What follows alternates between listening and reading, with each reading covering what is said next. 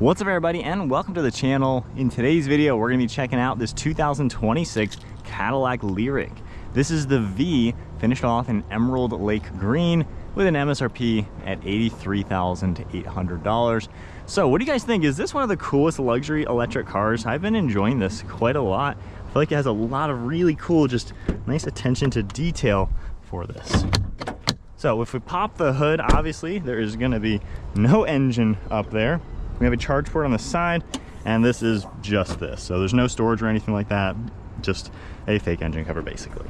And then on the side, we have that charge port, makes it super easy. You can charge up at pretty much any basic station. So with this car is pretty darn quick. You're gonna get 615 horsepower with 650 pound-feet of torque. It also has a dual motor all-wheel drive, and 0 to 60 can be as quick as 3.3 seconds with a mile range of 285. For the styling, honestly, this is a really good looking car. I like all the lighting. You get these nice DRLs up above, and then everything lights up. You kind of have this Cadillac logo for the grille. You can see how all that looks. This does a little thing. You got a nice play for all those lights. Illuminated Cadillac logo, forward-facing camera, and just a cool texture. You got openings down below, parking sensors, and just a really cool contrast throughout the design. It's a very sharp looking car. It turns some heads, and this emerald green looks fantastic. You have a really nice clean line all throughout the hood, fading to the windshield, and then at the side we have a massive set of 22-inch wheels, 6-piston Brembo brakes, nice body color for the fender arches, Cadillac badge, and then a lot of sharp body lines throughout the side with the V logo.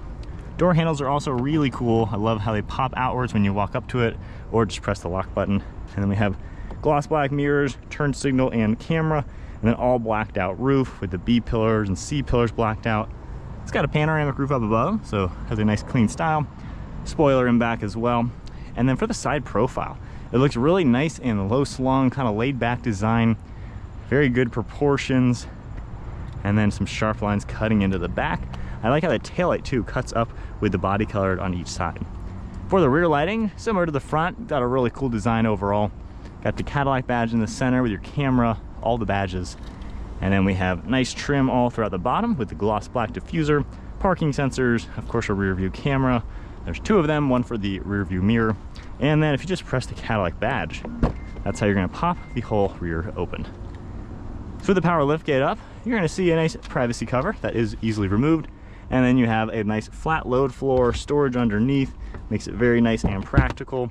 And then what's kind of neat, you have a electronic button right here to pop those seats down.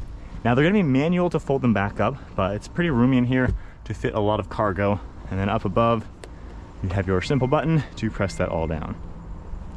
Taking a look at the interior, this has a nice black Napa leather interior, and then all these seats fold nice and flat. You have really cool looking interior with stitching and leather. This can seat 3 people. You got kind of a pillow top headrest design, and then this will pop down for armrests and cup holders. You can fit a car seat in here very easily. There's climate controls with the heated seats, fan speed, temperature, all that will pop up when the car's on. Climate vents, plugs, storage, and I love the leather and stitching on the backs of these seats. On the door panel, we have the soft touch material, the nice padding. You have this open wood pour design and a 23 speaker AKG audio system. You got controls down there with your grab handle, and then hopping inside at 5'11", it's pretty roomy. You can have good leg room with the driver's seat at my height. Panoramic sunroof as well. The seats are pretty plush, nice recline to them. Really no complaints. We've had a good time driving this around as a family car, and it's been very roomy for everybody to fit. And then as we make our way to the front seats, once again those door handles are super cool looking. You're gonna get all the same materials with the soft touch ambient lighting for all this open pore wood. We have your heated and vented seats, memory seats, seat controls. This will be your massager. Cool looking release handles as well, and part of the audio system. You can see more of the nice smooth leather with all the perforations. Got the V badge. Headrests even have speakers to them, and then a sweet design on this 3-spoke steering wheel. Inside we have a 33-inch screen, and once you just press the brake, everything turns on. So no start button or anything, just makes it super easy. You're gonna see the nice Super Cruise kind of trim piece, the leather, all this silver trim, the V badge as well.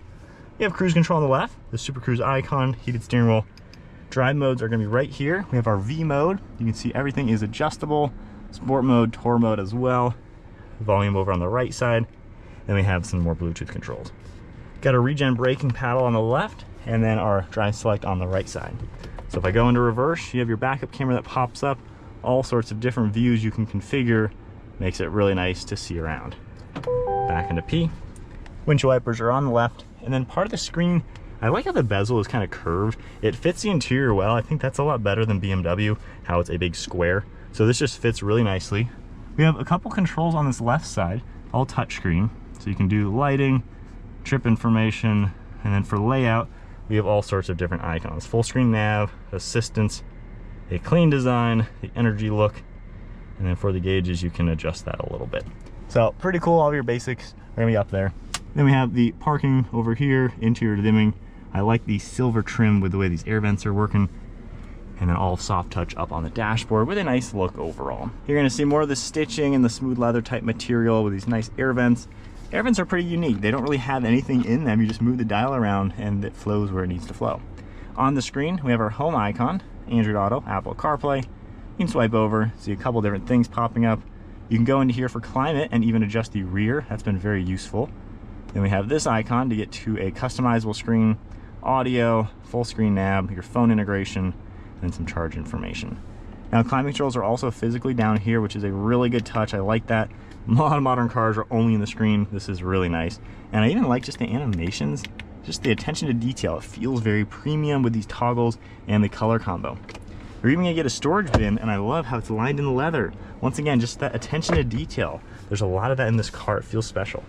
You have storage down below with plugs, so again, lined in leather. And then we have that open wood pour design, of course, with your cup holders. Little scroller volume dial, and then a rotary dial here with different shortcuts. So it makes it pretty easy to do everything in here. A couple different shortcuts you can play with. Go back, nav, home. So it makes it pretty simple overall. You're gonna see the wireless phone charging slot along with a plug. Nice leather and the silver trim for the armrest with storage down below. And even the way this closes, it's got like resistance on the hinge and it's magnetized closed, so it feels really premium. And then for the glove box, you have to tap this button here to open it. A little odd, they didn't really need to make that complicated. So if you hop in from the passenger seat, like when I was grabbing the window sticker, I then had to climb over here, turn the car on by touching the brake to open the glove box. So a little bit overcomplicated for something that doesn't need to be. And then we have a nice digital rear view mirror with all of that. Controls for the glass as well as the sunshade. And just a really good layout overall. So setting off now in the Cadillac Lyriq. It's been quite nice driving this. So right now, let's go to the tour mode. So you have a lot of different things that'll adjust. Basically 2 settings for like suspension, braking, a couple different things like that. It's a pretty comfortable car. Now being the V version, it's a little stiffer riding than I initially expected. So if you want maybe a little bit more plush Cadillac ride, you probably don't want the V. So the V obviously is gonna give you a bit more performance and everything. You can go into V mode, do traction control, and play with quite a lot. There's different motor sounds as well. They're a little funky sounding, not exactly an engine sound.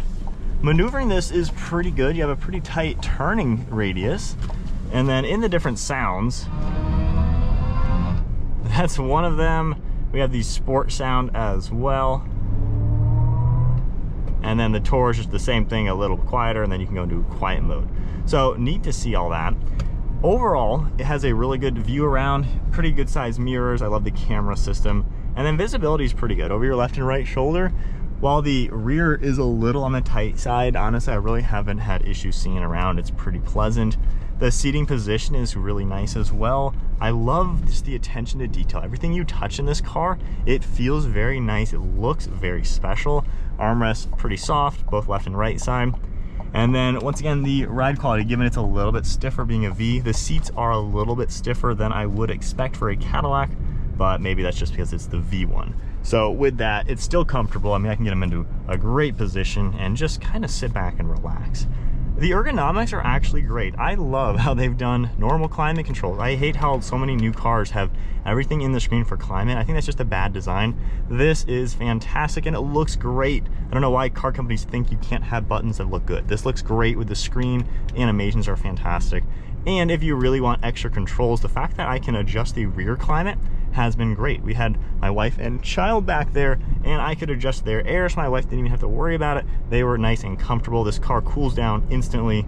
So this has been a really good family car. I've been enjoying that. it looks just so nice driving in this car. It's a very pleasant place to be. Drive mode you can quickly go into and pop that up on the screen and see all those. And when you do drive this, the ride quality is really good overall. The steering feels nice. Those brakes do a great job. You can pull that paddle, help you do some regen. And when we go into the full mode and everything, the, I guess, launch control is kind of funny. It almost plays a little animation.